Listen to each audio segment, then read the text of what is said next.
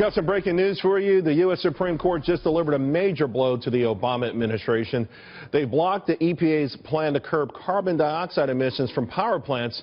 Remember, this is the backbone of Obama's strategy to combat climate change. Extraordinarily expensive, a lot of resistance against it. For more on it, go to foxnews.com. A major blow to President Obama on climate.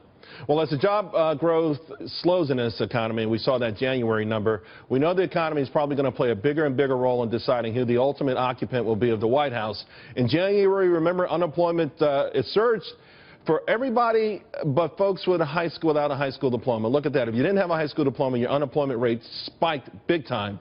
In addition to every age group, except for 15 to 65, everyone else in between that bracket, they've seen their real household income decline since 2009. So which Republican candidates are going to benefit most from the current economic conditions? Joining me now, Steve Cortes and Mark Serrano.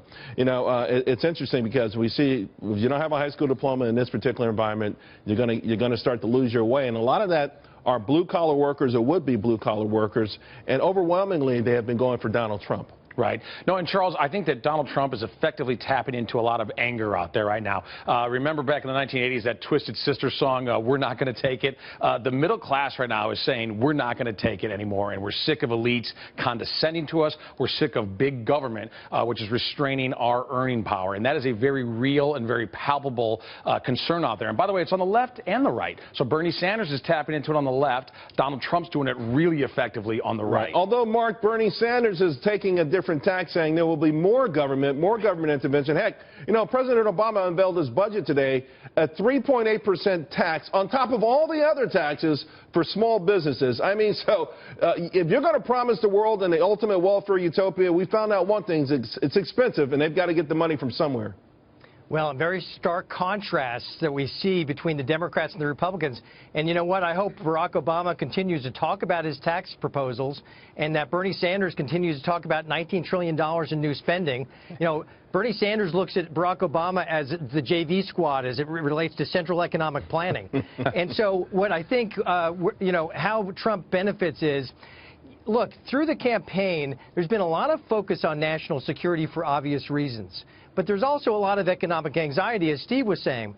And so where Trump has been effective is as a storyteller. He's been able to reach those lower ends of the economic bracket because he talks about immigration and open borders and how that takes away jobs. He talks about bad trade deals and how that takes away jobs in very simple terms. Most of the other candidates are talking about big policy prescriptions and their experience. What does Trump say? He says we make bad deals and we need to make America great again. We need to get new jobs. As we go into southern states, we need to see more focus on tax cuts and jobs in this race. There's no doubt about that, but a lot of people also saying, what about deficits? No one talks about that. Maybe it's too complicated. I'm not sure.